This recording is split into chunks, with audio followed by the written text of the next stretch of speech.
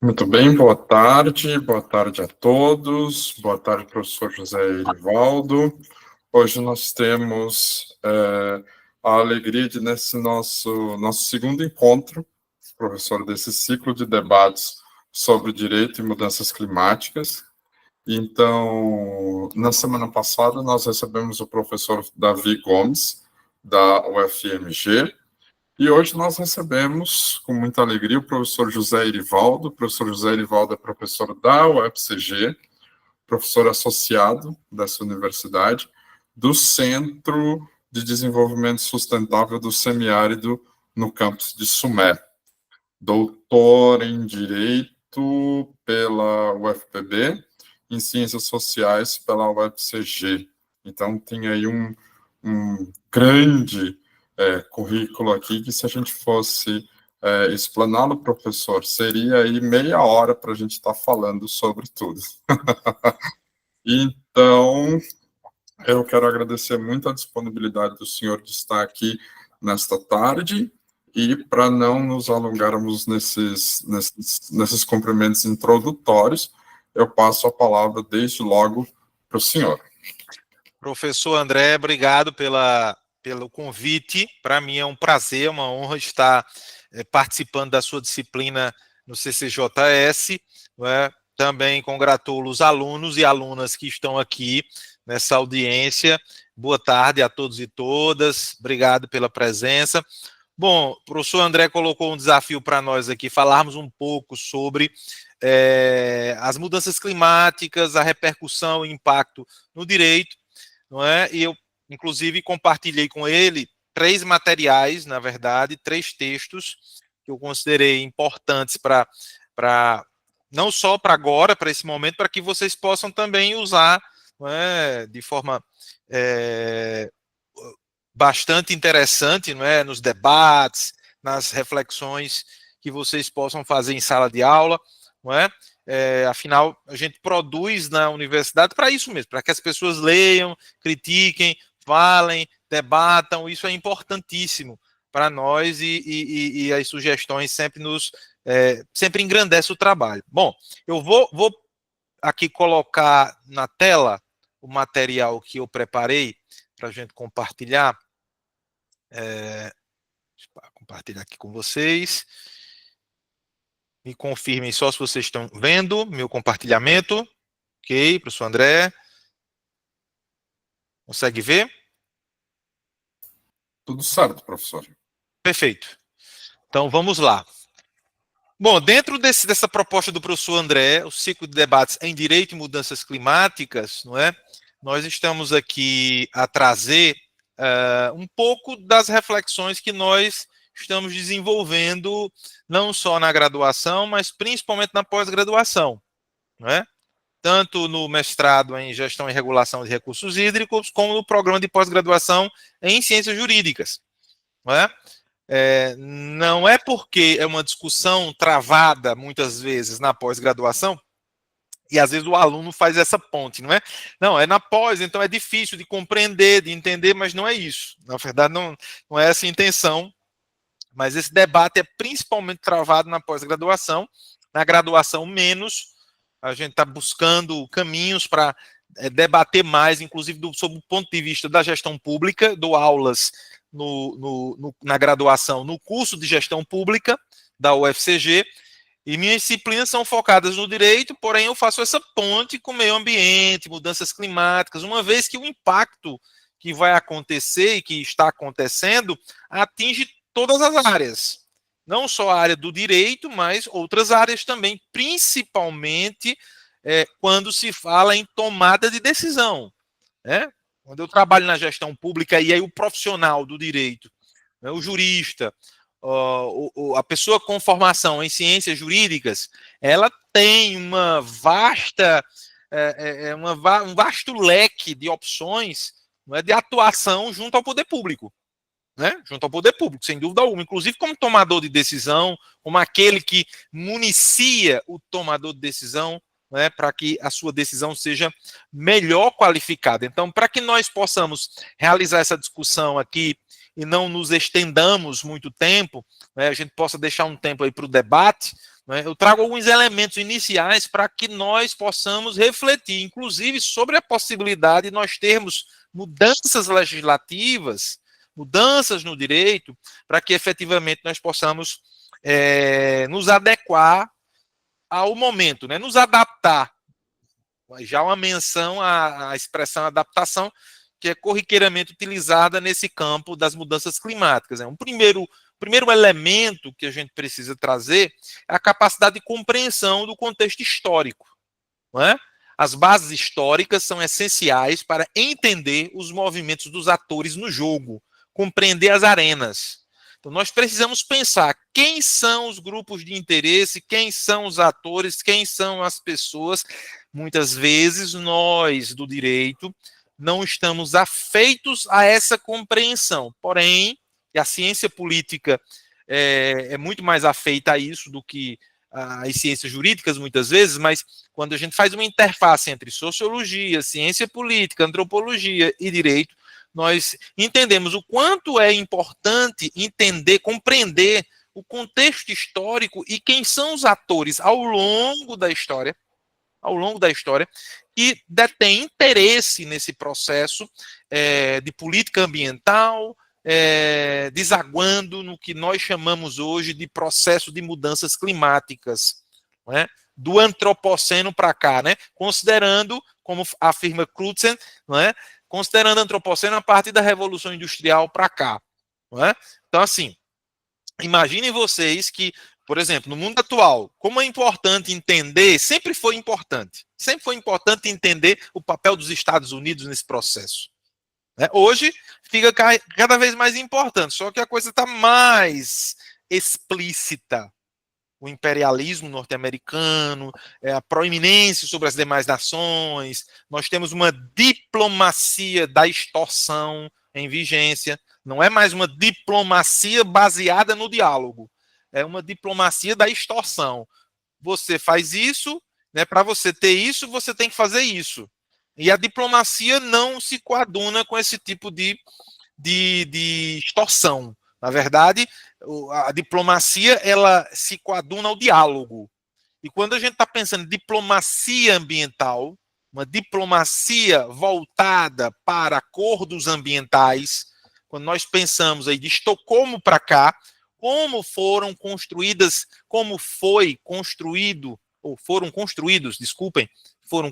os documentos internacionais pautados ou que davam substância, não é, à política ambiental internacional e que influenciava a política ambiental nacional, porque não se enganem, toda a política ambiental dos países, e principalmente o Brasil, foi influenciada pela política externa, pela política internacional. Então, hoje nós temos um elemento muito mais difícil de se lidar na diplomacia, que é esse tipo de relação. Quando nós tínhamos uma diplomacia baseada na legitimidade do diálogo, né, já era difícil, né? E agora está mais difícil ainda, mais complexo ainda o cenário. Então, é preciso ter essa capacidade. E quem trabalha com direito precisa ter essa capacidade de compreensão, porque analisar uma lei, analisar uma jurisprudência, analisar um entendimento de um tribunal não é suficiente se nós não fizermos uma ponte com esse contexto histórico para compreender por que chegamos àquele ponto. Então, isso nos auxilia a compreender os movimentos em torno da produção do direito. Né? Espero que vocês se discordarem sem nenhum problema. No debate a gente pode travar essa discussão. Mas o elemento histórico, ele é fundante do processo jurídico.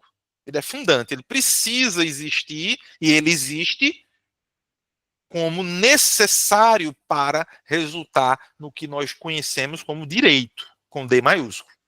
Há um debate global em torno dos recursos naturais. Velhos inimigos voltam à cena da política ambiental. Não é? Então, ao longo do tempo, e aí principalmente do ponto de vista das reuniões internacionais de Estocolmo para cá, mas um pouco antes também, mas o debate, veja que mesmo em 1948, com a Declaração Universal dos Direitos Humanos, esse debate não era proeminente, mas a partir de 72, não é, diante das necessidades globais, já havia um prenúncio da insustentabilidade do modo de vida da humanidade, né? Isso vem se recrudescendo, tanto é verdade que em 1981, em pleno regime de exceção nacional, nós tivemos a criação da lei que instituiu a Política Nacional de Meio Ambiente, em pleno processo de exceção nacional, chamado de ditadura, né? O governo, veja, Estocolmo foi em 72, o regime militar começa em 64. Então, em 72, nós tivemos a participação forte do Brasil, em 72, em Estocolmo. É um pouco paradoxal, mas é isso mesmo. Como isso se deu? Essa política ambiental realmente decolou, e a gente sabe que não decolou, e aí, pulando para 88, a nova Constituição Federal, a nossa última Constituição, de 1988, trouxe um arcabouço jurídico-ambiental voltado justamente para essa demanda, não é? Que já estava na lei de 81, mas a Constituição de 88 incorpora elementos lá no artigo 225 em diante, mostrando a importância da questão ambiental. Então, é um momento de hipercomplexidade.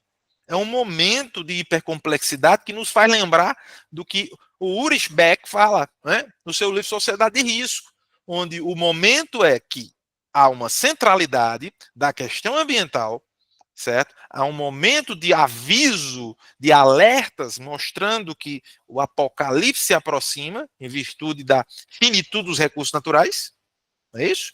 Então, estamos cavando o nosso próprio túmulo, não é? Então, as pessoas, a humanidade, com o seu modo de vida, não é? Se não pensa no meio ambiente, não está pensando no seu amanhã.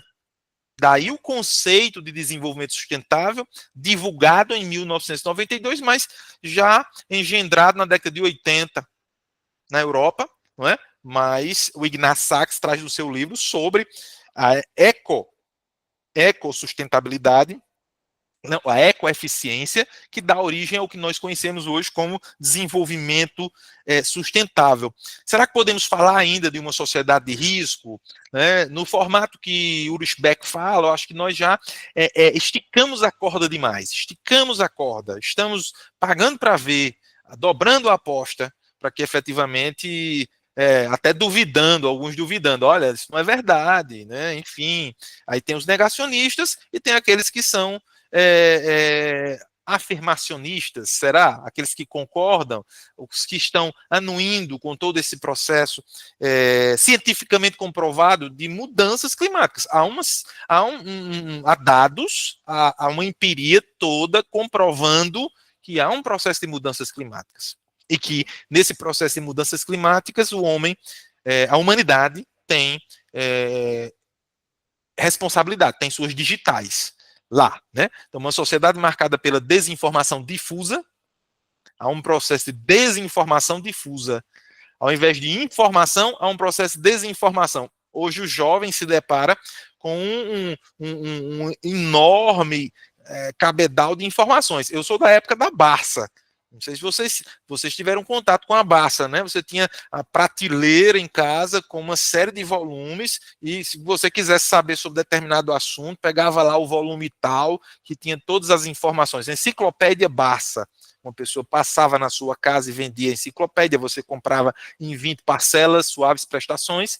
Era assim. Hoje não, hoje você tem o Google, hoje você tem o Chat GPT, né? Hoje você tem a IA, que informa você sobre determinadas informações, e nós, ao mesmo tempo, como decorrência disso tudo, nós estamos perdendo a nossa capacidade de diferenciar o que é verdade e o que é mentira. Essa dicotomia entre verdade e mentira sempre existiu na humanidade, só que agora tem um elemento a mais, que é a internet. A internet potencializa essa dicotomia cada vez mais, fazendo a mentira parecer verdade, e a verdade parecer mentira. É esse processo que acontece. Então, uma sociedade marcada pelo... Se não bastasse todo esse processo de mudanças ambientais, e culminam nas mudanças climáticas, nós temos uma desinformação difusa pela contestação da ciência, pela desconstrução do conhecimento. Isso é muito sério. Né? Então, uma irresponsabilidade organizada, uma atmosfera de irresponsabilidade organizada. Não, olha... Isso, a nossa ação não vai interferir. Quando a gente fala da ação de instituições, o que é que está por trás das instituições? As pessoas. Na verdade, as ações das pessoas é que vão interessar. As instituições importam, mas quem dá o tom de uma instituição são as pessoas, são os seres humanos. Então a sociedade está imersa em um redemoinho da desinformação.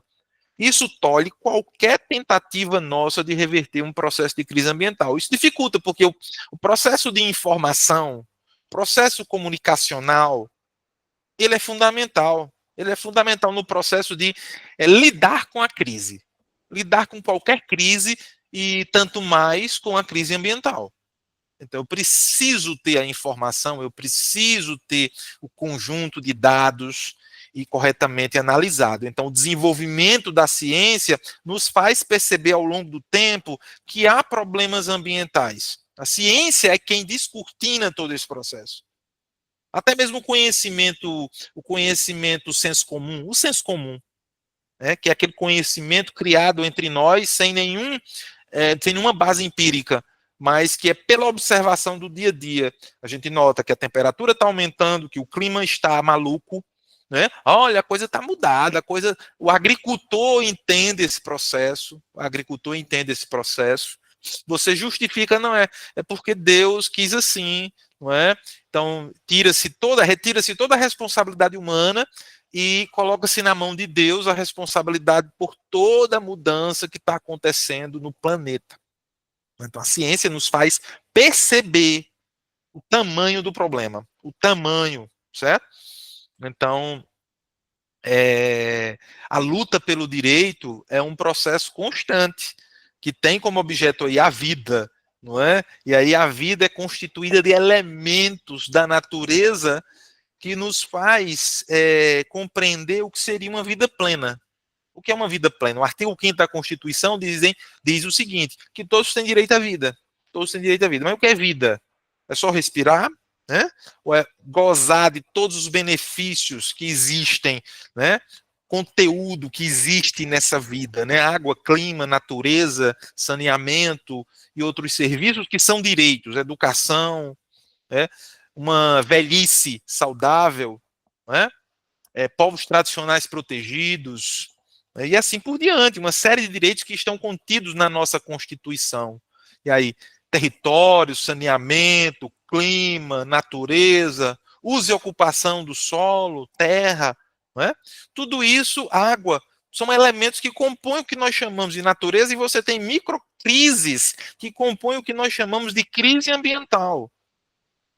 E aí há discussões sobre se a crise climática é uma crise maior do que a crise ambiental, se a crise ambiental é o guarda-chuva para a crise climática, se existe ou não um direito climático, né? Essa é a discussão, que inclusive em um dos textos nós trazemos essa discussão sobre a proeminência de um direito climático, um direito ambiental, depois um direito climático, né? Você tem elementos para isso. E aí uma coisa é verdade, não é? Se nós pensarmos do ponto de vista do direito, não é? Nos bens tutelados pelo direito, protegidos nos objetos das disciplinas jurídicas, direito tributário, direito de família, não é? O que é tutelado em cada caixinha dessa do direito. Quando nós pensamos no clima, pelo menos na minha cabeça, né, quando eu comecei a estudar o tema ambiental, 15 anos atrás, não é? Comecei nessa incursão, eu fiquei pensando, meu Deus, hoje tem o clima é extremamente complexo. De quem é a responsabilidade? Onde está o clima? Né? Floresta amazônica está ali. Mas e o clima? O clima é planetário. Você pode falar até da floresta amazônica e suas influências planetárias. E isso fica muito mais claro quando você pensa do ponto de vista climático. O clima e a Amazônia, produção do ciclo hidrológico a partir da floresta em pé, produção do clima adequado a partir da floresta amazônica, a floresta tropical. Né?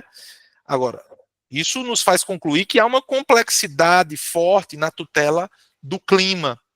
Né? O que fundamenta juridicamente a proteção do clima, efetivamente?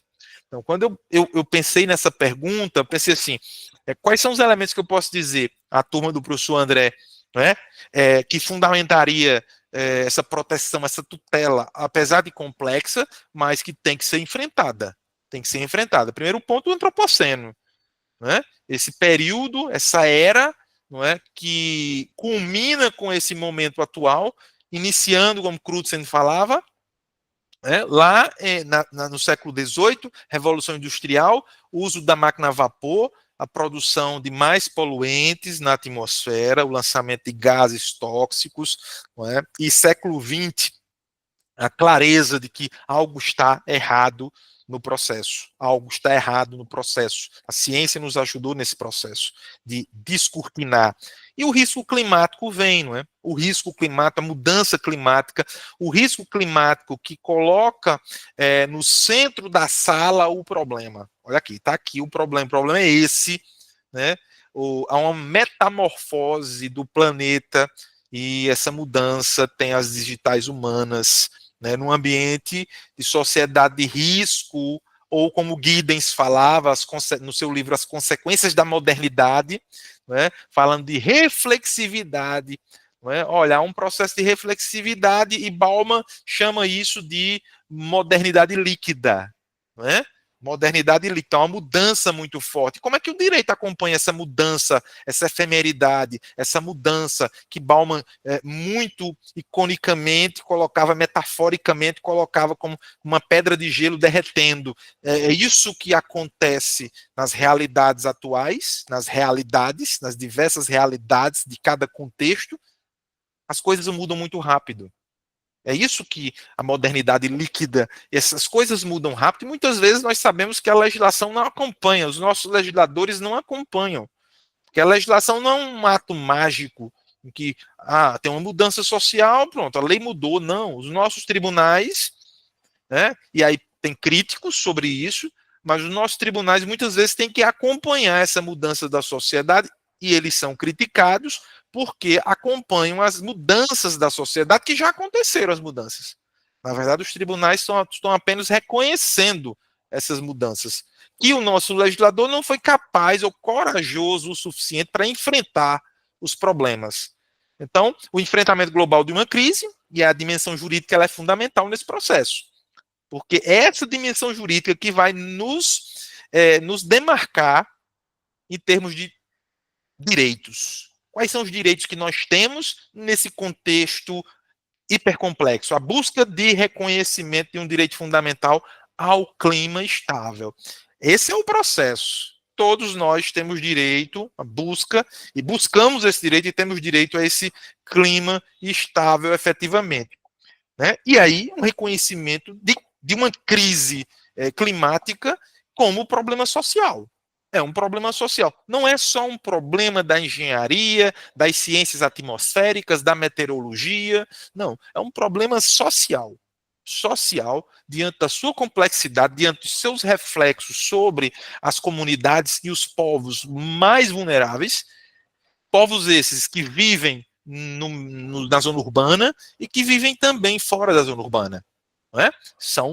Por isso que o conceito de vulnerabilidade ele é fundamental nesse processo de reconhecimento de direitos dos povos mais tradicionais, ou dos povos tradicionais, ou daqueles que moram na zona urbana, na periferia, e que não têm condições de ter atendido os seus anseios mais básicos, como acesso à água, ao saneamento. Né? E aí, por que isso está acontecendo? Por que isso está acontecendo? Não é? Os dados globais demonstram claramente que nós ultrapassamos a linha de risco climático, não é? Que seria tentar não ultrapassar 1,5 graus, né? Que nós pactuamos no Acordo de Paris, e nós ultrapassamos, já caminhamos aí para os 3 graus. Né? E o que seria catastrófico, que nenhuma política climática reverteria, seria o patamar entre 4,1 e 4,8 graus Celsius a mais. Né? O que seria catastrófico, não é? Então, aqui, o caminho seria manter 1,5, 2, nós estamos caminhando, pagando para ver, dobrando a aposta. Caminhando para um patamar em que nenhuma política pública climática seria capaz de reverter esse processo. Então, os dados demonstram que cada vez mais as catástrofes, os desastres, Quando nós falamos de desastres ambientais, o professor Delton de Carvalho, não é um estudioso da Universidade do Vale dos Sinos, o Unicinos. Eu trabalho alguns textos dele com o professor Talden, né, e o professor Delton trabalha, né, profundamente sobre o direito constitucional climático, sobre o direito climático, sobre o direito dos desastres. Inclusive tem um livro, eu tenho ele aqui nos meus livros, entre os meus livros, direito dos desastres, né, quais são as normas, os elementos fundamentais nesse processo, nesse contexto de desastres, o que é um desastre, e aí como esse conceito pode ser inserido como algo juridicamente relevante, né? Então, desastre é que ultrapassou aquela linha do razoável, que não é só, certo, um fenômeno natural. Não é fenômeno natural. Não é fenômeno natural. O fenômeno natural dá o start, é o estopim de um processo humano, de má gestão, de falta de planejamento, que culmina no aumento dos desastres, principalmente desastres que envolvem água. Excesso de água, falta de água, principalmente excesso de água. E você vê aí enchentes em Nova York, você vê enchentes na Alemanha, na Europa debaixo d'água, não é? Uma série. E nós aqui há muito tempo, mesmo antes de se falar em mudanças climáticas, nós temos problemas no Rio, São Paulo, aqui na Paraíba, em Pernambuco, convivemos com o fenômeno das inundações, né, por falta de planejamento, por falta de gestão, efetivamente, né? Então, os dados demonstram que quem é mais rico polui mais. Não é aquela ideia antiga de que quem é mais pobre, que a pobreza é poluente. Não, a ausência de políticas públicas pode sim causar impacto. Então, esse dado mostra que os 10% mais ricos são responsáveis por boa parte do estilo de vida que provoca todo esse problema, né? Não são os pobres, né? Então, o nosso estilo de vida, de consumo de carne, de viagens aéreas, também impactam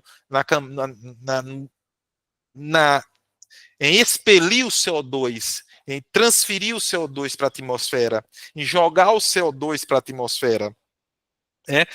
O transporte aéreo é extremamente poluente, está aí entre aqueles que mais poluem dos dados. E o IPCC 2022 já tinha, né, o painel climático já tinha dado conta que nós passamos aquele patamar acordado lá no Acordo de Paris, de 1,5. Não é? Então, nós caminhamos para um momento de grandes secas, chuvas torrenciais, não é? Uma desorganização total do clima, não é? Desorganização total do clima. Então, o patamar de 3 graus é o patamar hoje que nós estamos perseguindo em virtude de todo esse problema. Então, as ondas de calor estão vindo com mais constância, o Brasil está experimentando essas zonas de calor, não é? Claramente, a gente vê as variabilidades climáticas, os cenários ao longo do tempo não são promissores e há uma intensidade maior desses fenômenos, sem dúvida alguma, né? Então, há um aumento das temperaturas, quando você pega as capitais do Brasil, momentos que chegaram a quase 5 graus Celsius a mais da temperatura corriqueira.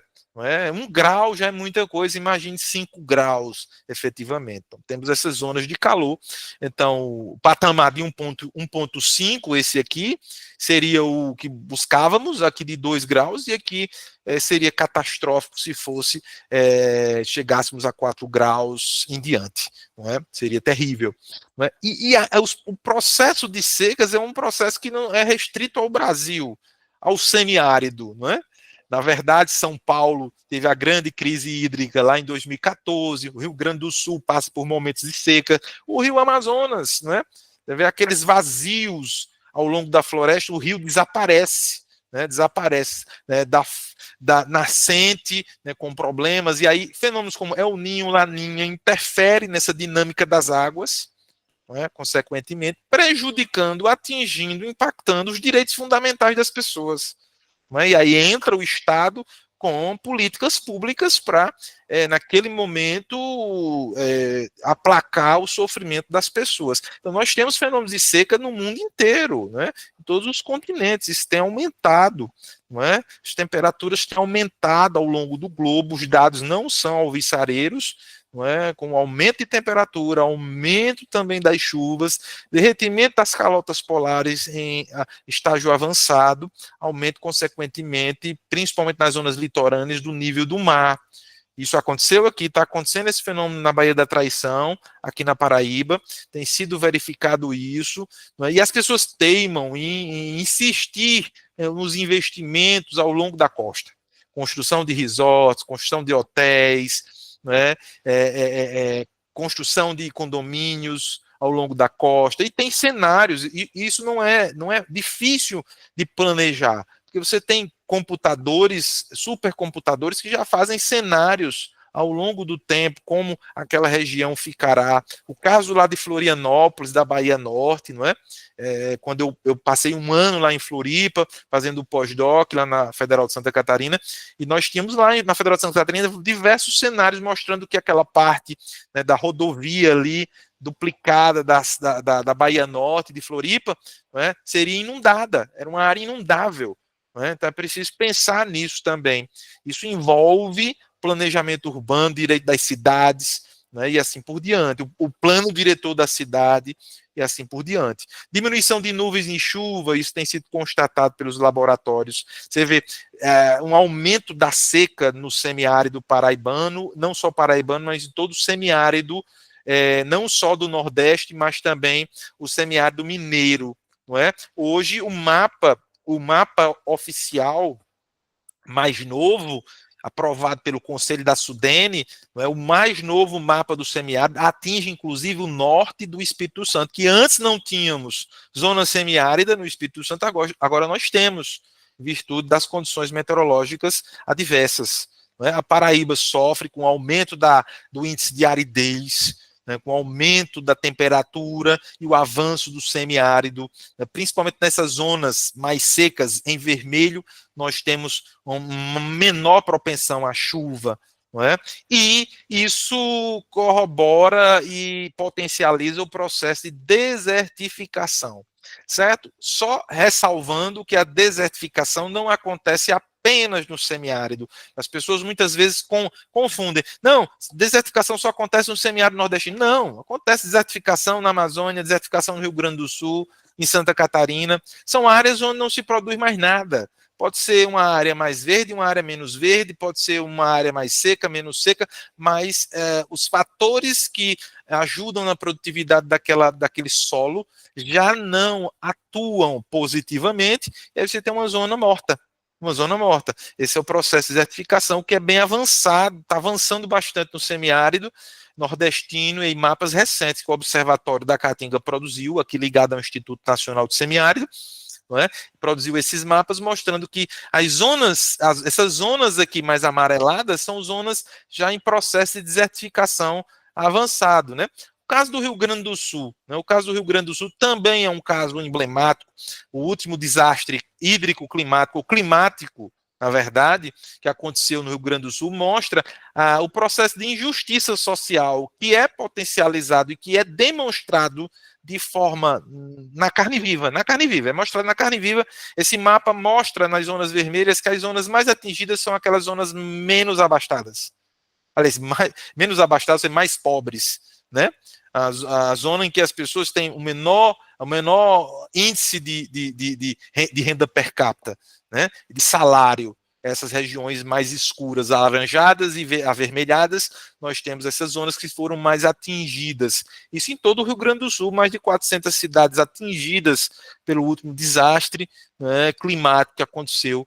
E as zonas mais abastadas tiveram mais condições de se isentarem do problema e não foram tão atingidas ou não foram atingidas pelos problemas. Então, diversos domicílios afetados durante todo esse processo catastrófico, não é, de aumento do nível do rio, que atingiu as regiões, não é, urbanas mais próximas, e que todas as barreiras artificiais criadas pela gestão pública e que não tinham manutenção há muito tempo, né, não funcionaram.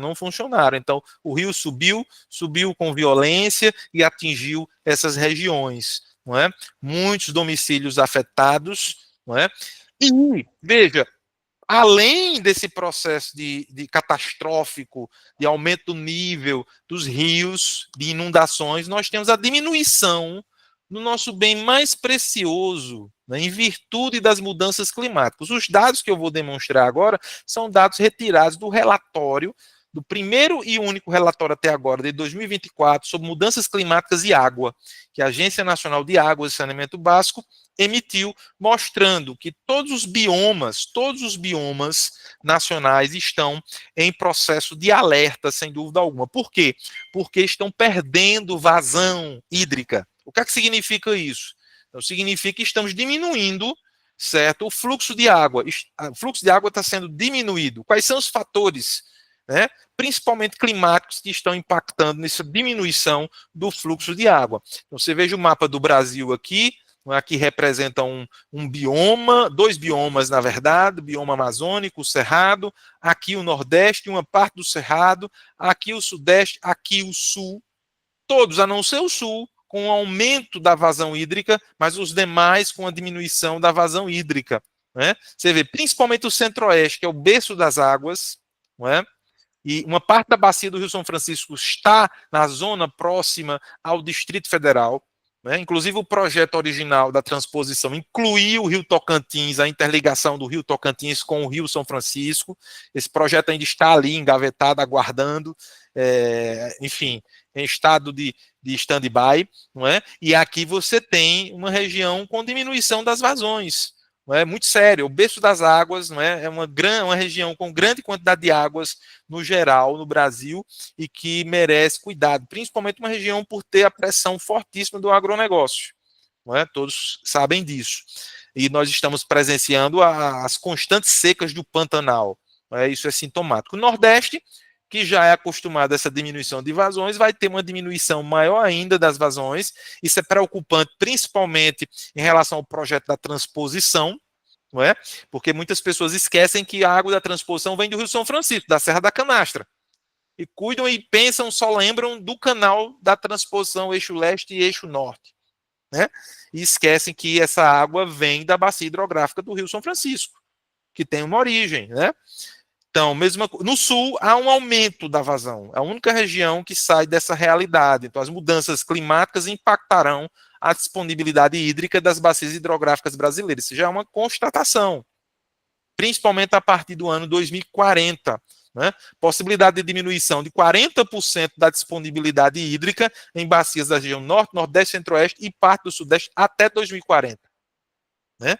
Então, nós temos esse mapa demonstrando aqui em vermelho, essas linhas em vermelho, as regiões onde haverá essa maior diminuição, uma diminuição menor, mas que não deixa de ser uma diminuição considerável, em laranja. Não é? O MAP Biomas fez um levantamento e lançou esse relatório em 2023, que corrobora com o relatório da Agência Nacional de Águas, demonstrando que nós temos, sim, um problema seríssimo de diminuição de vazão e que isso se deve, né, pela ação humana, se deve à ação humana, principalmente com o desmatamento. Então, se tem água, é porque tem floresta em pé. Quando não tem água, a floresta certamente, geralmente, foi ou sofreu o processo de desmatamento, de queimada. Não é? Então, a vegetação ela é fundamental no processo de captação de água, de diminuição do assoreamento dos rios, né, de preservação dos rios, certo? A restauração das matas ciliares são fundamentais. São providências que o direito já tem essa previsão, a despeito dessa flexibilização absurda que tem passado no Congresso Nacional Brasileiro. Não é? Então, em 2023, o Brasil apresentou uma superfície de água de 18,3 milhões de hectares. Essa superfície tem diminuído em virtude do aumento da temperatura e do desmatamento e das queimadas. Não é? E se nós comparamos a superfície de água mensal em 2022 e 2023 com a média histórica, você vê a diminuição dessa superfície de água, da superfície inundável, certo? E isso se dá na Amazônia, na Caatinga, no Cerrado, na Mata Atlântica, não é? No Pampa, né? No Pantanal, forte, de forma bastante consistente, não é?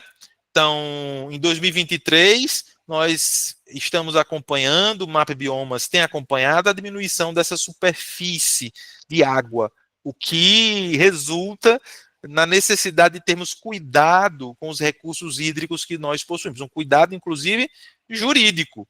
Né? Nós temos uma política nacional de recursos hídricos, uma política nacional de saneamento básico, uma política nacional climática de 2009, inclusive, a Política Nacional de Recursos Hídricos de 97 e a Política Nacional de Saneamento Básico de 2007, e que já prevêem como princípio o uso racional da água. Agora, o panorama global é de perdas, veja, de perdas. Mas pensa assim, olha, o Brasil é o país que mais perde água, da captação até a entrega nas casas, no comércio e na indústria. Não é verdade.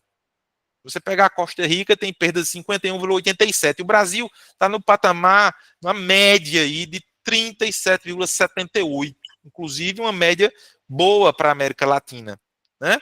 Você vê a evolução das perdas no Brasil, né? Segundo o Sistema Nacional de Informação e Saneamento, né? E o Trata Brasil, você vê que essas perdas têm diminuído. O patamar tem se mantido em 37,78, em 37,40. Só para esclarecer, não existe sistema perfeito, sistema de água sem perdas. Não existe. Todos os sistemas têm perdas. Você vê, no Brasil, Porto Velho chega a 77% de perdas. Terrível. Não é? Você vê, países do mundo inteiro encontram aí de 20% a 70% de perdas, não é? Você vê que o Porto Velho no Brasil está com 77% de perdas. Né? Segundo as regiões do Brasil, o Nordeste e o Norte detêm os índices piores de perdas do Brasil. Não é? Você vê, o estado da Paraíba tem um impacto de faturamento na Cagepa que chega a 21%, porque as perdas são menores. O Brasil tem uma média de 32% de impacto sobre o faturamento dos sistemas. Né? O Brasil tem, aliás, a Paraíba tem um impacto menor, porque as perdas de água, a diminuição de vazão também tem um impacto na saúde financeira das empresas, né? Das empresas de água e saneamento. Né? Então, as secas, consequentemente, tendem a aumentar. E isso demanda, consequentemente, maiores investimentos públicos. Não tem jeito. Se eu estou falando de um processo de mudanças climáticas, diminuição de água, diminuição de vazão da água, aumento das temperaturas, uma população vulnerável, todo esse processo eu tenho que ter políticas públicas para mitigar esse processo e para investir principalmente em adaptação climática. Em adaptação. Então, temos a necessidade de termos maior investimento. Então, mudança climática também é um problema fiscal. Também é um problema fiscal. Né? Então, o que é que podemos fazer para transformar tudo isso de ruim que está acontecendo em coisas boas? Precisamos realizar um processo de transformação efetiva, né? Passar de um processo de resiliência para transição em busca da transformação. É um desafio, é forte. Agora, isso passa pela capacitação e comunicação institucional, que eu falei lá no início, capacidade adaptativa local e conhecimento informal, participação pública efetiva nas decisões, não é? Inclusão dos grupos sociais e setores econômicos mais vulneráveis, adaptação justa e flexibilidade e reflexividade. Reflexividade que Anthony Guinness fala no seu livro da década de 90, Consequências da Modernidade. E ele fala sobre reflexividade. Eu preciso ter flexibilidade com reflexividade. O que é que significa isso? Eu preciso ter condições de mudar rápido, mas também não deixar de lado o processo de elaboração, sofisticação da minha solução. Minha solução precisa ser inteligente, precisa ser adequada e a mudança precisa vir rápido. Isso é o que o contexto atual exige efetivamente. Então, tudo isso que está acontecendo é uma questão só de planejamento, é uma questão natural, o ser humano tem realmente uma ingerência? Tem. A literatura internacional aponta que tem uma ingerência e que boa parte dos problemas que existem hoje são advindos principalmente da falta de planejamento. Então é preciso, já estou me encaminhando para o final, é preciso pensarmos numa reconfiguração da dignidade humana. os documentos legais, as constituições dos países, que aí avançaram muito, principalmente aqui na América Latina, mas esse avanço tem que se traduzir em algo concreto. Não pode ficar apenas na seara do dispositivo legal, do princípio, é preciso se traduzir em impacto social. Impacto social. Uma vez que nós falamos no início que é preciso que as mudanças climáticas sejam reconhecidas como problema social. Uma reconfiguração da relação sociedade e natureza, não é? Ainda existe aquela discussão, me parece ainda chovendo no molhado, enxugando o gelo de que há uma separação entre natureza e humanidade. Não. Nós vivemos e somos parte do problema e somos parte da solução e somos parte da natureza. Nós somos natureza. Eu, você, nós todos somos parte da natureza. Né? E que o princípio do desenvolvimento sustentável que está presente na nossa Constituição, ele, infelizmente, não trouxe maiores impactos. Impactou, é verdade, muita coisa mudou, mas não mudou o suficiente, não atingimos as metas. Veja aí os ODS, os Objetivos do Desenvolvimento Sustentável. Né? As metas não vão ser atingidas. 2033 está logo ali. Já estamos em 2025, 2030. Né? 2025, 5 anos para 2030. Não vamos conseguir atingir, né, todas as metas que foram estabelecidas como recomendação. Então, caminho complexo até um constitucionalismo climático. Né? Por isso que eu falei, não há necessidade, não há como você dizer há um constitucionalismo climático se você não tem ações concretas de políticas públicas, de ações, não é? E aí as normas, o ordenamento jurídico modificado, adaptado a essa situação, ele é uma ferramenta, um conjunto ferramental fundamental. Né? Então, os municípios estão preparados? Essa é uma pergunta. O município de Sousa está preparado? O município de Campina Grande está preparado? Os municípios do Cariri estão preparados? O município de São Paulo, de Nova York, Tóquio, né, qualquer mega cidade dessa está preparada efetivamente? Nós estamos vendo que não estão preparados, inclusive não estão discutindo muitas vezes esses problemas. A legislação é mudada, mas a prática não é mudada. Né? É uma questão apenas jurídica? Não é uma questão só de mudança da lei. Se nós restringirmos o jurídico à mudança na lei. Não é só mudança na lei. É muito mais do que isso. O espectro é social. É maior, é político, é econômico, né? É socioambiental. O problema sistêmico deve ser enfrentado de maneira sistêmica. Para problemas sistêmicos, soluções sistêmicas. Vivemos um momento de problemas sistêmicos. Está tudo interligado. Você visita uma prefeitura, visita o governo do estado, visita o governo federal, mas principalmente as prefeituras, e a partir do departamento jurídico, a partir da procuradoria, você tem uma visão geral de que as secretarias não se conversam, não dialogam, que é o básico, não dialogam. As suas ações são todas isoladas, cada secretaria age de uma forma, cada um para um lado. E quando você fala de uma pandemia, de uma inundação, de um desastre, né, ambiental, socioambiental, todas as secretarias são fundamentais, talvez capitaneadas pela Defesa Civil, mas que todas precisam convergir, certo, nas soluções. Portanto, nós temos políticas diversas, onde o ordenamento jurídico é fundamental nesse processo, aí eu finalizo com isso, né, que resulta numa política, e deve resultar numa política climática. Política climática essa que deve ser traduzida, ser concretizada em planos climáticos, certo, dentro de um arcabouço jurídico apropriado. Está tudo interligado. Diversas políticas, plano diretor, né, política urbana, né? Política das águas, plano de saneamento, plano de bacia, né? Tudo isso deve desaguar no plano climático, buscando resiliência, buscando adaptação climática. As COPs, a COP30 que chega agora em novembro, né, as outras COPs também debateram muito mitigação. Quando chegou lá no ponto do investimento, que era necessário 1,3 trilhões de dólares para investir em adaptação climática, a coisa parou. Quando chega no dinheiro, a coisa para. A coisa para. E estamos discutindo, agora em Bonn, na Alemanha, né, na pré-COP, né, discutindo mais uma vez financiamento. Se perde um tipão das ações que já estão estruturadas, prontas para serem rodadas, outras que já estão rodando, né, e que os países não têm condições de financiar sozinhos. Então, a questão central das COPs hoje, da política climática internacional, chama-se financiamento. Financiamento. Quem vai pagar a conta, efetivamente, de tudo isso? Bom, gente, aqui foi um pouco, não é? Um pouco, passei um pouco do tempo aí, já peço desculpa para o professor André, mas um pouco das nossas, do que nós estamos estudando, debatendo, dialogando, tentando escrever alguma coisa sobre isso, refletindo um pouco sobre essas questões, trazendo um pouco aqui, compartilhando com vocês. Já quero agradecer de pronto ao professor André, me colocando à disposição do grupo para o debate. Professor, o senhor nos presenteou agora nessa tarde com um olhar extremamente amplo sobre a quantidade enorme, né, a quantidade gigante de problemas que as mudanças climáticas elas levantam.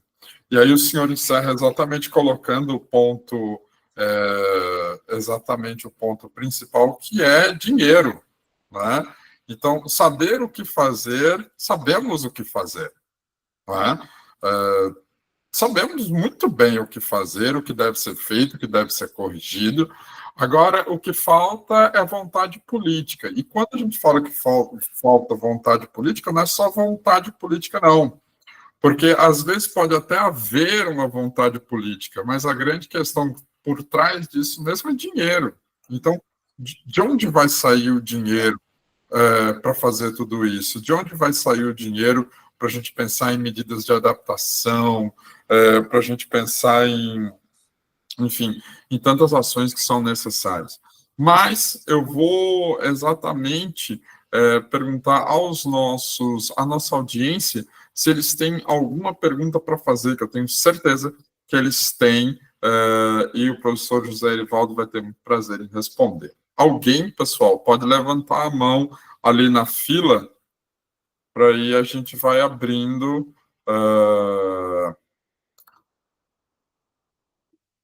aos poucos para questões, para debates.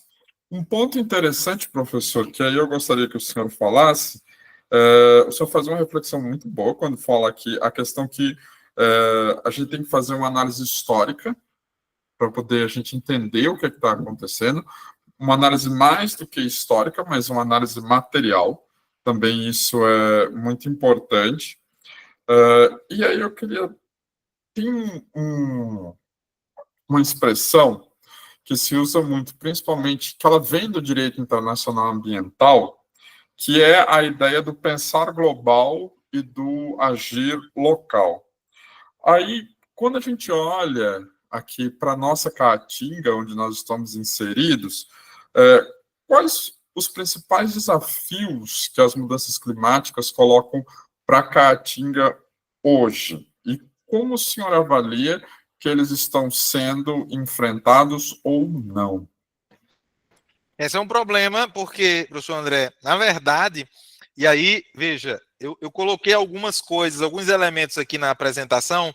Um deles eu considero que nós paramos, na verdade, o financiamento sobre os projetos de combate à desertificação. Hoje nós temos um problema que é seríssimo em todo o semiárido, que é a desertificação. Então, a desertificação e outra questão, as diversas políticas, aliás, as diversas pesquisas hoje nacionais apontam que a Caatinga é o grande sumidouro de CO2. O que é que significa isso? Significa que a Caatinga, ela fixa o CO2 na atmosfera. Ela não lança, ela fixa. Então, ela consegue reter o CO2. Então, veja, por isso que é importante falar de Amazônia? É fundamental. Isso é um problema global. O planeta conhece o Brasil a partir da Amazônia. Se você vai para fora do país, você fala do Brasil, o cara lembra logo de futebol e Amazônia. Esquece que aqui nós temos um país desse tamanho, com diversos biomas. Você tem o Cerrado, você tem a Caatinga, né, a nossa Mata Branca, que ela cientificamente está se revelando como um grande sumidouro, porque o grande problema buscado, a grande questão buscada no mundo inteiro hoje, são os sumidores de CO2. Veja, se nós temos uma emissão crescente de CO2, que não se estanca, apesar de todas as estratégias de transição energética, que é outra polêmica, transição energética no direito, inclusive. Então, imagine vocês, você tem uma emissão de CO2 crescente, mas você está buscando hoje formas de reter CO2.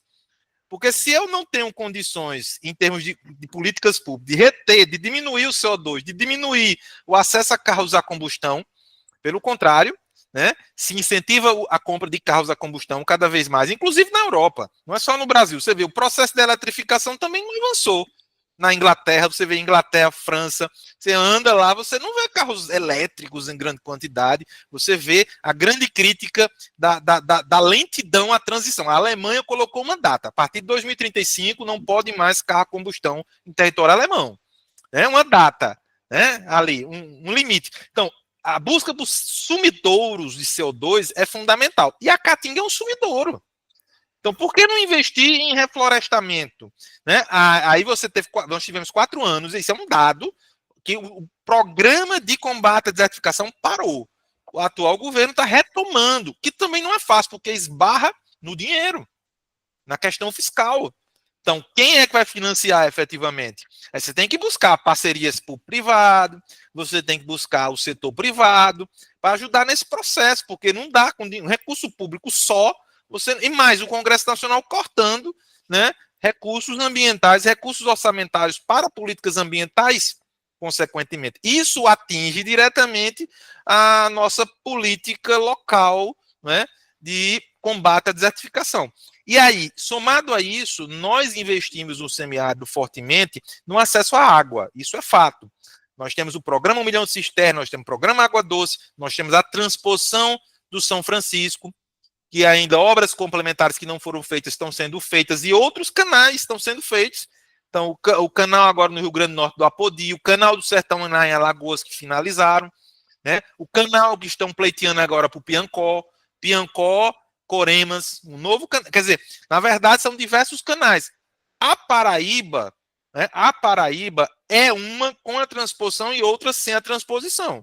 Porque muita água, essa Transparaíba que está sendo construída agora, essa grande interligação de adutoras que está levando água para o Curimataú, para a região de Picuí, de Cuité, que não tem água, é água do São Francisco. Então, quase todo o estado da Paraíba, o sertão você tem, principalmente, se chama Coremas Mãe d'Água, mas também tem o plano já de jogar água do São Francisco para dentro do Coremas, né? Então, veja, todo o sistema interligado com, né, com o São Francisco. E aí você tem uma questão aí. Investiu muito numa área, mas tem uma outra área que é fundamental, que é a floresta de pé. A nossa floresta, nossa Mata Branca, a Caatinga, que é uma floresta genuinamente nacional, e que sofre com a retirada de madeira constante, inclusive para panificadora ainda. Então, você tem diversas panificadoras no Nordeste, no semiárido nordestino, que ainda usam forno a lenha, né? Não usam o sistema elétrico ainda, não instalaram placas solares e tal. E aí, somado a isso, você tem o Nordeste sendo encarado como um grande filão de produção de energia limpa. Né? Então você tem mares de espelho, né? Você chega em Santa Luzia, você tem a maior usina do Brasil. Santa Luzia tem a maior usina fotovoltaica do Brasil. É um mar de espelhos, né? Você tem quase 400 turbinas, né? Aerovoltaicas, né? Turbinas, aqueles cataventos enormes. Picuí também agora vai instalar mais 400. Então temos vento, temos sol. Veja, mas isso tudo gera problemas também. As pessoas não pensem que essa solução supostamente limpa é totalmente limpa, porque não é. Né? Rio Grande do Norte está aí para provar, o Ceará, que já estão há mais tempo nesse processo de transição, né? E nós estamos avançando para o hidrogênio verde, porque toda essa parafernália foi instalada e junto a isso, o Ceará e o Piauí estão investindo pesadamente no hidrogênio verde, que nada mais é do que um choque na molécula de H2O. Você dá um choque, e para dar esse choque, você não usa a energia convencional, você usa a energia limpa produzida pelas usinas fotovoltaicas ou as usinas eólicas. E aí dá um choque no H2O, separa os dois Hs e o O. Né? Então, o hidrogênio é separado e imerso em amônia, que é um líquido. né? E essa energia imersa em amônia, porque o H é energia, vai ser transportada para a Europa, vai ser exportada. A energia vai ser possível, vai ser possível você transportar a energia do Nordeste para a Europa num navio, né? Isso tem uma grande, aí você tem produção de energia limpa offshore, marco legal, foi, né? Agora foi assinado, sancionado pelo governo. Você tem um novo marco legal da produção doméstica de energia solar, não é? Que tem repercussões, inclusive, em termos de carga tributária, não é? Então, assim, o Nordeste está sendo impactado diretamente nessa política de aumento da produção da energia, né, na falta de um investimento focado na revitalização da nossa caatinga. Não é? E nós não podemos deixar de reconhecer que houve um investimento considerável desde os áureos tempos, né, de Wilson Braga, antes de Wilson Braga, um governador do estado da Paraíba, que teve aquele projeto Canaã, né, a sudagem dentro das propriedades dos amigos, dos compadres e tal, mas que, de certa forma, foram esses açudes que foram construídos lá no passado que deram segurança hídrica, e aí vem as cisternas de placas, você tem barragens como Buqueirão, o açude de Santa Luzia, Coremas, Capoeira em Patos, né? Jatobá em Patos, quer dizer, nós tivemos um amplo programa de açudagem, né? Inclusive financiado pelo regime militar. Nós sabemos, o regime militar foi marcado principalmente pela construção de grandes infraestruturas, ponte, açude, né? Nós não podemos esquecer isso, né? Aí eles fizeram realmente muitos açudes e tal, e hoje nós temos a transposição, que é a grande obra, e assim, parêntese, a solução da transposição é uma solução mundialmente usada. A China usa largamente a transposição, largamente. E a Europa tem usado também, porque assim, as bacias hidrográficas são cada vez mais deficitárias. Você tem que pegar água, transportar água de um local que tem muito para um local que tem menos ou não tem.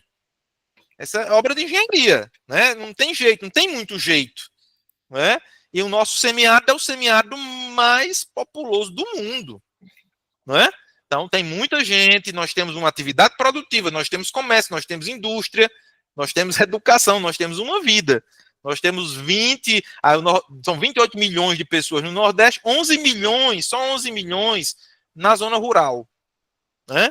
Então é muita gente, né? Então podemos abrir mão disso.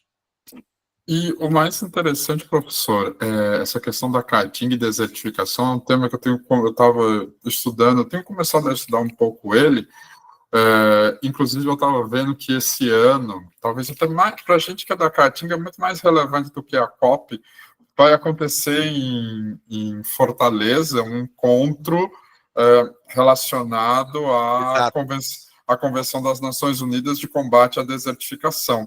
Vou até ver aqui, ó. Pode falar. E aí, num momento também que eu estava lendo, que existe uma tentativa de desnaturar a natureza do combate à desertificação, tirando o conceito de terra árida, de terra seca, né? Tentando ampliar esse conceito para outras áreas. E aí, uma área que já não é uma região que já é meio esquecida, meio não, bem esquecida, que já teria que lutar por recurso, competir com recurso com a região centro-sul do país, porque nem toda a terra degradada é uma terra desertificada. Não é? Então, exatamente. Desertificação é um fenômeno que só acontece em terras áridas, semiáridas. No Brasil, só pode acontecer aqui, na Caatinga. E, então, você tem que disputar recursos com outras regiões. Mas o que era que o senhor ia falar do evento? Acho que o senhor foi lembrado. Mas assim, a desertificação como processo, veja, é verdade, nós temos uma maior proeminência de termos, na verdade, desertificação. Só que você pode encontrar regiões desertificadas em virtude da ação humana. Então, desmatamento, desvio de curso de rio, né? Então, a ausência de água, a ausência de cobertura vegetal, não é? Claro, com o elemento da temperatura, a metamorfose da temperatura, você tem elementos cruciais para o processo de desertificação. Por isso que o Brasil todo, o Cerrado, inclusive, tem zonas desertificáveis, né? Ou que estão em processo de desertificação. E aí a gente pensa o seguinte: você tem uma discussão hoje no Brasil, inclusive, da repactuação da federação, isso é uma discussão antiga, mas os governadores, principalmente do Sul, estão levantando essa questão, o consórcio nordestino, depois da pandemia, aí o consórcio agora Sul-Sudeste, e estão questionando agora o fundo do Nordeste, né, esse fundo, né, que foi criado historicamente para justamente reequilibrar e cumprir o que está na Constituição, que fala da eliminação das desigualdades regionais. Está lá com fundamentos da República Federativa do Brasil. Um dos fundamentos é diminuir a diferença regional. Não é? Então, o Sul e Sudeste sempre tiveram tudo. Né? Tiveram tudo. E a gente não tem nada contra isso. Agora, é preciso você reequilibrar. Como é que você reequilibra? Com a ação do Estado. Não tem outra forma. Quando uma indústria não quer vir, a gente tem que dar, inclusive isso acontece muito no Nordeste, você dá benefícios fiscais, você isenta o imposto, não sei o quê. Campina Grande, de vez em quando, todo ano a Alpargatas ameaça ir embora para a China. Aí uma comissão de deputados vai a São Paulo, na sede da empresa, pedir, se ajoelhar, pedir que não vão embora, o que é que precisam. Você tem que ter ações do Estado, agentes públicos têm que abrir mão de recurso que é do povo, né? Para que efetivamente você tenha a permanência dessas empresas aqui no Nordeste. Aí vários fundos foram criados, a Sudene foi criada, né? A partir da Sudene, outras superintendências foram criadas, né? Então, quem defendia esse tipo de ação, né? O Celso Furtado, né? Nordestino, paraibano, de Pombal, né? Economista, né? Defendia essas ações todas, que o Estado estivesse pronto para fazer ações estruturantes, justamente para aumentar a produtividade do território. Então a gente não pode desconhecer, por isso que eu falei no final da minha explanação, que a gente não pode esquecer que nós somos natureza também, né? Nós fazemos parte da natureza também. Não tem que, vamos separar o homem da floresta, não é isso. A gente tem que conviver, né? Até resgatando um pouco da ideia de convivência com o semiárido, que alguns grupos já questionam, convivência com o semiárido, não, essa palavra já está fora, né, fora do escopo. Agora é preciso pensar em adaptação, não é mais convivência, é adaptação. Mas o fato é que esses fundos setoriais que foram criados, e no caso do Nordeste, foram criados porque tem um propósito de reequilibrar essa diferença regional, inclusive na seara ambiental, hoje na seara ambiental. Porque Celso Furtado não falava de meio ambiente nos seus livros, não falava. Esse é um tema novo, recente, historicamente recente, mas que é preciso ter uma resposta rápida e que a natureza ela não dá respostas rápidas, né? A velocidade de recomposição da natureza não é a mesma velocidade da composição e prática das políticas públicas, né? Então é difícil, né? Por isso que muitas vezes as pessoas não entendem, né? Por isso que muitas vezes a classe política não entende, porque investir em meio ambiente é algo a longo prazo, a médio e longo prazo. E a política, do jeito que ela está hoje, ela exige respostas rápidas, porque é preciso ter o dividendo eleitoral rápido. É preciso mostrar. Então, as pessoas... É uma loucura, professor e colegas, porque as pessoas não entendem a política como um investimento a médio e longo prazo. Elas querem algo a curto prazo. Agora que o relógio do tempo está a nosso desfavor, eu quero uma resposta rápida, quando deveriam ter se preocupado lá atrás com isso, não é? E que a política é uma ferramenta civilizacional de resolução de conflitos. Não há outro mecanismo de resolução de conflitos. Fora da política, só armas, né? Na política, exatamente, a política, por isso que o direito ele é lindo, maravilhoso, belo, por causa disso, porque ele reverencia o diálogo, a paz, né? E refuta as armas. A nossa arma é outra, né? Vivemos num mundo muito difícil, onde as respostas não são fáceis. Não há milagre, não é? Não há milagre no mundo que nós estamos vivendo hoje. Professor, vamos ouvir a pergunta do Iraquita. Beleza. Boa tarde, professor André. Boa tarde, professor José. A minha intervenção, ela vem no sentido de tentar compreender até que ponto a soberania nacional ela se mostra como sendo um empecilho de implementação de um movimento constitucionalista, de um movimento climático global. Porque na parte mediana da apresentação, o senhor falou da dimensão global do problema climático. E aí a gente acaba esbarrando não mais no fator econômico, mas no fator soberania, uma vez que nem podemos impor uma política ambiental a outra nação e nem podemos coadunar com esse tipo de imposição para com o Brasil. Verdade, Iraquitã. Obrigado pela pergunta. É uma pergunta extremamente crucial no mundo atual. Não é? Veja, o que é que está acontecendo no mundo? Inclusive isso que nós escrevemos, eu, Marcelo, o Harrison, lá no artigo sobre constitucionalismo global, que eu compartilhei com vocês, na verdade, a gente coloca lá ao final, inclusive a gente escreveu isso antes dessa era Trump, né? Na verdade, o que nós temos hoje é a impossibilidade. Hoje não é possível, né, considerando que nós já estamos na COP30, nós temos um constitucionalismo global, climático, não é? Climático.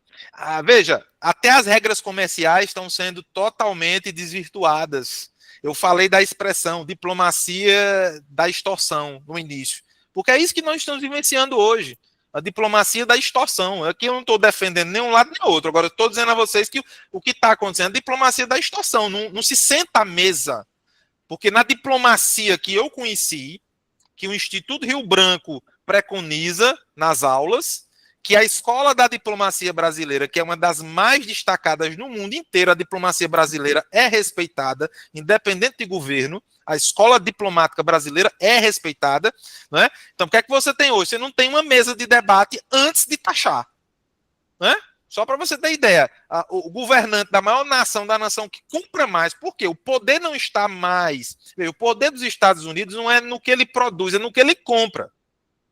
O grande problema hoje é que ele compra muito, compra tudo, né? Então consome muito. E mais, quando ele se ausenta de uma COP, quando ele deixa de assinar ou tira a assinatura do Acordo de Paris, qual o problema que é criado?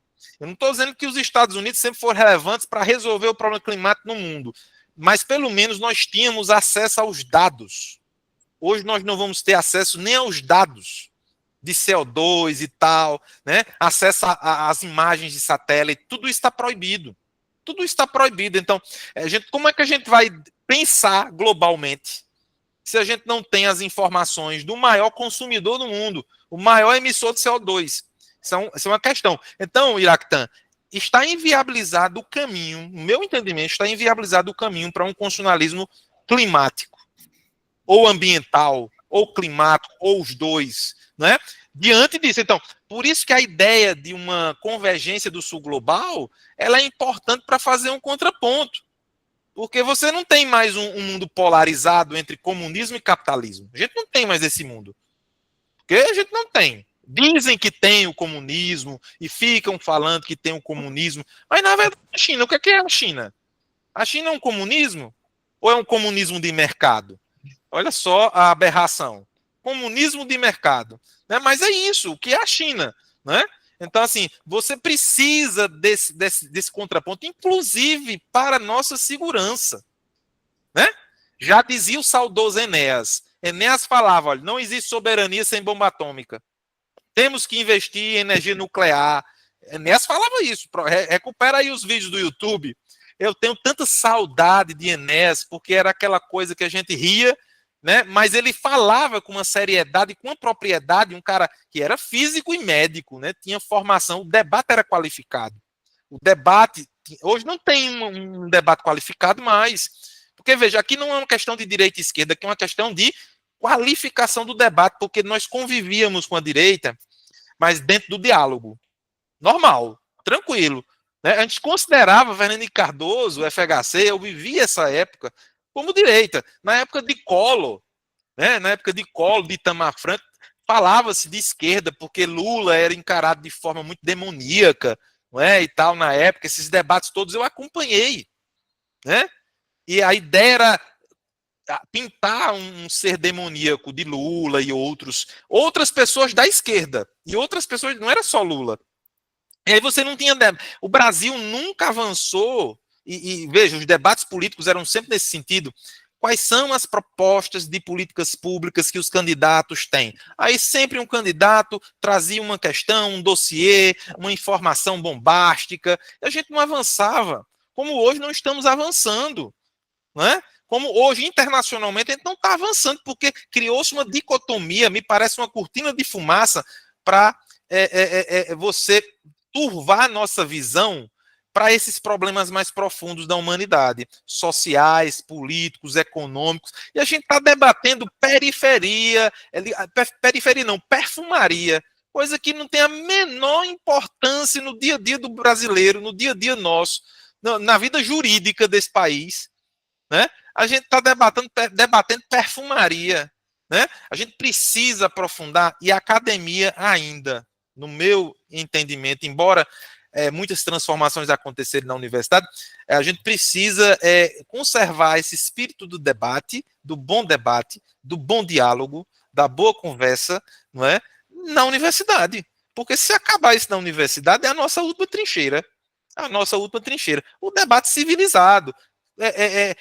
Situações e ideias como essa do professor André, de abrir o debate para outros professores, isso é muito importante. Oxigena, traz ideias, traz informações, não fica só um professor falando e tal, traz outras ideias e traz o debate. Isso é muito importante. Então, vejo com muita preocupação, Iraquitã, acho que a gente não está indo num caminho bom da diplomacia, e mesmo que antes que nós tínhamos uma certa paz, não é? Nós não conseguimos avançar. Tu imagina agora que você tem um player, um jogador que já joga nesse cassino do planeta.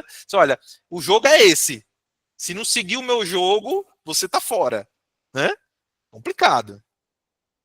Se você não seguir meu jogo, eu levo o tabuleiro para casa. Exato. E aí é perigoso. Pois, professor, dado o avançado da hora, já é 17h20, como eu costumo dizer nos meus eventos, o tema em discussão, a discussão não tem fim, mas o nosso evento precisa ter um fim, porque a gente tem aí uma agenda ainda para cumprir. Maravilha. Então, professor, eu vou caminhar para o encerramento. Se o senhor tiver alguma palavra de encerramento, se o senhor quiser deixar seu contato... Contato eu deixei lá, mas é josé.irivaldo@professor.ufcg.edu.br. Professor André tem meu contato, tem meus contatos, ficam à disposição, viu, professor André? Eu estou à disposição, ele me conhece, estou aqui na UFCG, estou no NIT, estou lá em Sumé também, então o que precisarem, né, de material, de fazer um novo debate, porque, como o professor André diz, o debate é grande, né? O bom dessa época agora é porque assunto não falta para a sala de aula. Tema todo dia, é uma emoção a cada instante, né? É difícil, né? É um desafio a cada momento para quem é do direito, principalmente. Eu tenho pena dos professores de direito constitucional. Meu Deus! Loucura, loucura, loucura. Loucura. Pois, professor, muitíssimo obrigado pela sua participação, pela sua disponibilidade em estar conosco. Agradeço também a disponibilidade dos nossos, da nossa audiência nessa tarde e entendo como o nosso evento tendo se encerrado. Muito obrigado. Tchau, gente. Até mais, viu? Bom descanso, bom trabalho, bom estudo. Até mais. Tchau.